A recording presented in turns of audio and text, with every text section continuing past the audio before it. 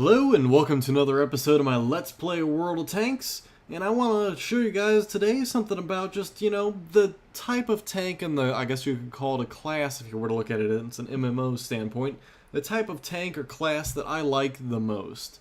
And while I do certainly speak highly of the TDs because of their sheer damage output and one-hit crazy alpha damage, as I sit here and kind of enjoy the view of everything going on around me here, and eventually I'll decide to start moving. There we go. But yes, so the TDs, while one of my favorite classes, seeing as they output such a sheer amount of damage with one strike, I do like the mediums. I like them over the TDs simply for the fact that TDs, you more or less sit back, watch the show, wait for something to come into your general area that you're covering. Kind of a camping sniping class, which is understandable. That is what you're supposed to do and how historically they were implemented for the most part, by and large. Of course, there's tank doctrine for the US, which kind of changed and didn't exactly work out as well as they had planned it. And then, of course, the Soviet assault gun tactics, where they kind of just rushed the positions, bombarded it, and then the infantry pulled forward. But, I mean, besides these small, sort of extenuating circumstances, tank hunters in general seem to be a little more of a camping sniper class, which normally I don't mind. I do like sniping when it comes to like Call of Duty and whatnot else, but I do like mediums because of just the sheer mobility and aggressiveness, and I am a little too over-aggressive in this game, and I think that's why medium tanks really speak to me. So mediums, by and large, really do benefit those who are aggressive, take advantage of certain plays that they see on the field. Like, you're able to quickly respond to something developing on one side, or use a stalemate on one area to go and flank that area to help break it up, or to go around and go and take care of things in a different area, so on and so forth. Mediums really give you that tactical edge where a TD forces you to almost stick to your current position and you're defending, for lack of better terms, a certain position. Heavies, you engage and you're pretty much the linebacker to your position. You are going a direction and that is where you're going, and you're there for the long haul. There is no repositioning. You're there to outduel the other person and take them out, and in theory get the support of the rest of your team to help win and turn the tide. So you're there to act as a wall for everything else.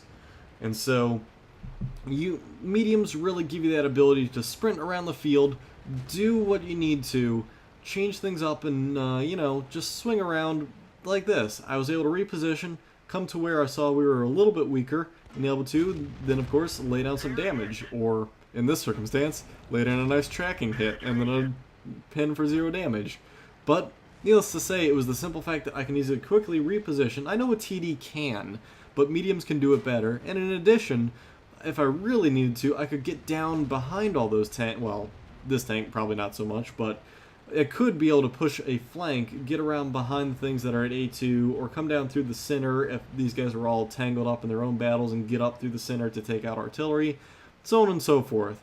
So it's a little bit of a measure, and of course each individual medium has its own unique quirks and traits and perks and things that kind of work for it and against it in the main scope of a medium. But by and large, the way I play my mediums is aggressive, quick hitting, get out, and then sort of a hit and run tactic. I don't like to, sit around, wait too long. Like, I do enjoy it from time to time with the TDs. Like I said, I find it enjoyable to place that nice large 800-point damaging hit, either scaring the daylights out of the person or just outright killing them. It is highly hilarious and rewarding sometimes, but sometimes I do enjoy just taking the aggressive edge, running at the fray, hitting what I need to, then getting out of there as quick as I can, and then going to a different part of the battle whereas I'm needed somewhere else. And that way I also don't accidentally overload one section of the game, because as a heavy, if you're not careful and watch where your team shifts to and redeploy very early, you could accidentally overweight one side of your battlefield, and that, while potentially paying off because you could in theory be able to push harder on that section, it could end up screwing you up in terms of now you overweigh that section and your other flank gets rolled, depending on, of course, the tank makeup and whatever else is out in that area at the time.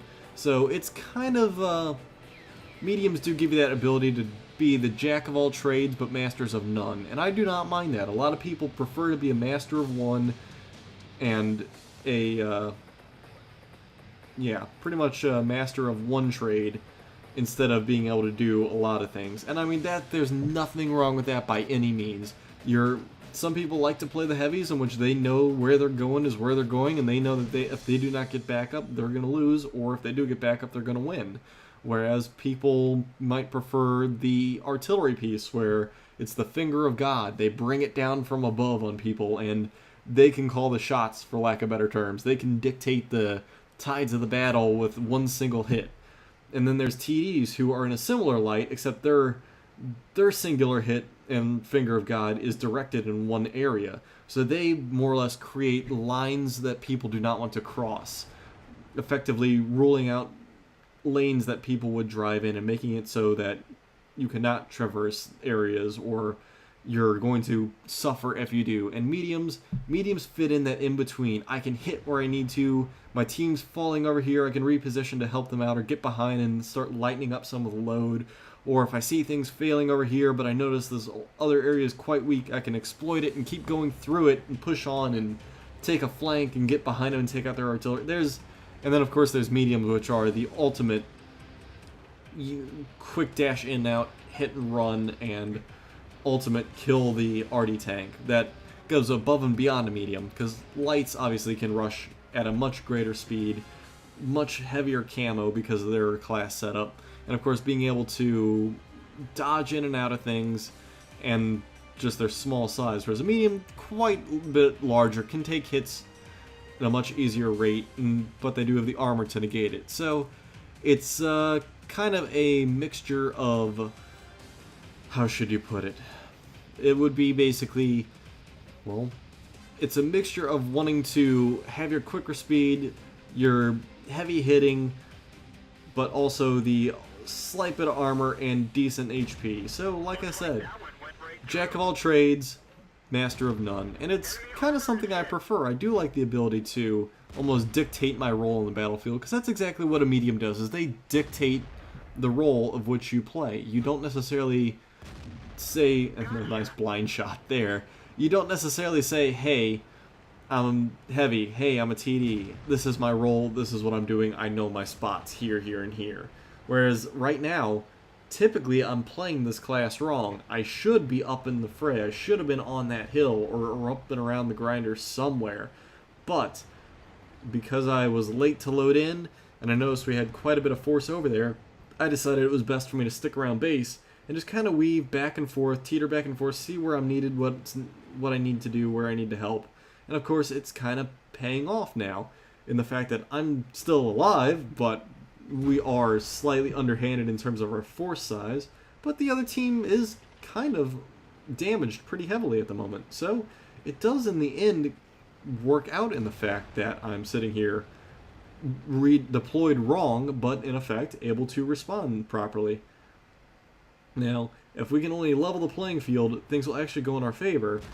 If I could only take out this T-32, we would be much better off, but he of course got around that corner just perfectly. So the nice part about this medium, while I do decently heavy damage, I do just enough so that I'm not overshooting, like an ISU, which is one of my favorite TDs. If I were to have shot that T-32, yes, I would have nailed him, killed him, he would have been dead. But that would have been a lot of power and a lot of shot and a lot of reload just to not necessarily guarantee a kill. Whereas, like this, I have a turret, I can have a lot more mobility, a lot more momentum, whereas if I were to be using the TD, I would have been having to turn to face, taken probably a hit with a ISU, which is not very capable of bouncing, and then waiting for that zoom in, whereas a medium does have that quick zoom in, the ability to aim, and your ability to snapshot and fire on the move, all things of which play again into my play style of being very aggressive. Now, this Foch over here is also being crazy aggressive for what he should be doing, but you know what?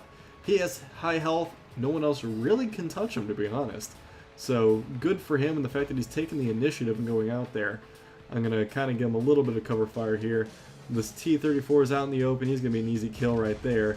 And then this low, backing up in the middle of nowhere. He's going to be 2-3 shots from me. Not a problem. But the Foch gets him. Perfect teamwork there with the 1-2 punch. And then there's this T-30 out in the open, which the Foch should have good direct line of fire onto. And then with that, if he does end up killing it, we'll be back to even, which was a rarity from where we stood at originally. Down to 490 hit points, you know. If I only had my canisters loaded, 2 shots from me would kill him. Said the Foch probably has to deal with him. We have 59 over there, which I could probably kill in 1 shot. And so we will be able to take care of him if the Foch gets around. Ooh, which he does, but he hits him for a light amount of damage.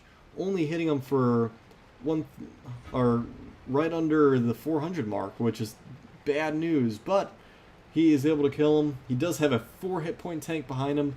We have 2 mediums here, and our heavy's kind of going out chasing the E50. I'm going to have to come around behind, use some quick action here to take out this 59. Of course, 4 hit points left. I am at the role of leaving people with single digits, and of course it's not working out well at all.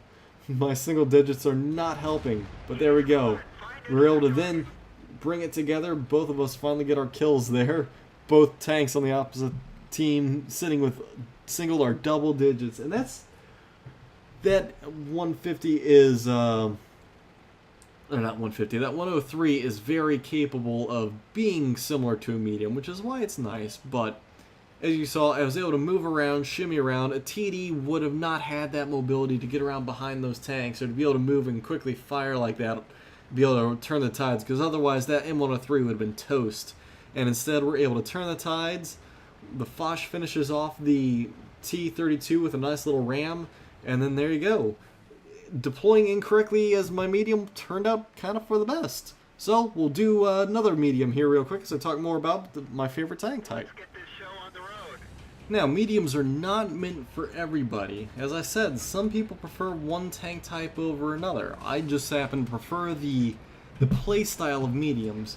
And now, mediums by no means can ever go head-to-head. Well, they can, but preferably you don't usually take your mediums head-to-head against a heavy, because it typically won't end well, and your gun doesn't have the penetration to really go through their armor. But what's nice is your mediums can assist your heavies in the fact that your heavies will go head-to-head against each other, and you just go right around the side of them and start going right through the side armor, which is very weak and fragile, and your gun should have no problem penetrating. But if they do happen to turn to face you, they're also making a crucial mistake in which they're now exposing their side armor of their tank to your heavies, which have a much higher pen and much higher damage rate. So by turning to face you, they're actually exposing themselves to even more damage. So while you can work independently as a lone wolf, kind of going off on your own, hunting down the lone tank here, the artillery piece here, circling around a slower heavy there, or even going in wolf packs, such as 2 or 3 people working together, encircling 1 or 2 tanks, or hunting down artillery pieces, or taking the jump on people who aren't prepped.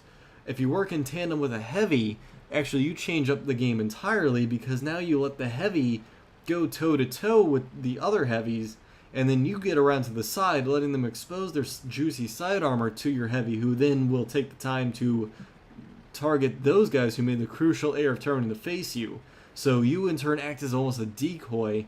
While you will take hits for doing it, it's almost better off that you do, because now you're not only allowing your teammate and your heavy to go right through that side armor, no chance of stopping their rounds and doing heavy damage to them, but you're also going to be drawing a lot of fire away from them, which is kind of a name of the game too.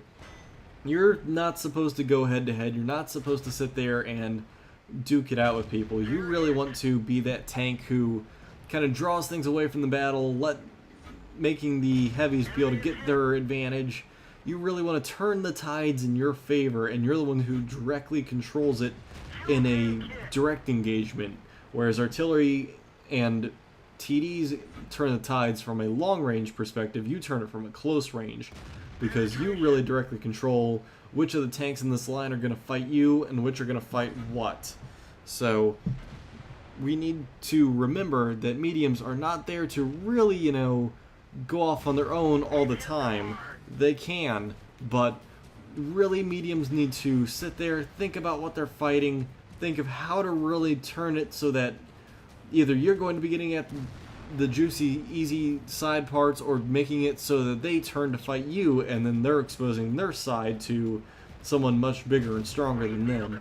So while right now I'm just duking it out head to head, I'm choosing my targets wisely, because in a long, drawn-out line engagement like this, yes, while I can get up there and start to turn people towards me, it would be a suicide run at the moment. I need to thin the herd a bit, and so I need to choose targets which are easier for me to penetrate.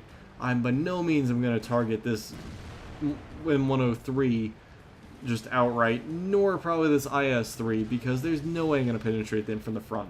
And so their target's better left for other players, whereas this Type 59, these M26s, the M46s, they're all much easier for me to kill. And maybe even that T-34, but that M103, from this range, I have no shot. I can maybe get one in across his hull, or across his top of the turret, maybe skirt one in if I'm lucky across the bottom. But at this point, I'm deflecting hits. I got this IS-3 turned in a terrible angle for him, and I'm bouncing things left and right, which is pure luck and coincidence that it's happening. But all in all, as you see there, I'm just checking him out, seeing if he does turn his turret enough for me to hit. But the main target at the moment is going to be this M26. He's much easier for me to penetrate, and much easier for me to damage and kill. Pershing doesn't stand much of a chance against my tier 9, whereas a Patton, on the other hand, much different. Now, because I'm quick loading, only 6 seconds to load with this tank, I figured it's easy to just go ahead and shoot the sides of, or to shoot at the IS-3, hoping that he's going to be turned at the side and my shot's going to go down that way. But sometimes it's going to deflect off the turret. Like right there, I see mostly turret. Nothing I can really hit, but might as well take a shot. There's no sense in me just holding the shot there. But if any other target presents itself, obviously that's my primary target. None of these two heavies are my primary target. Those are for artillery and our E-75 behind me.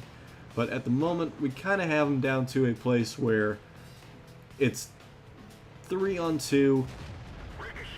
We're about ready to the point that I can push, except that there is a Panther still there.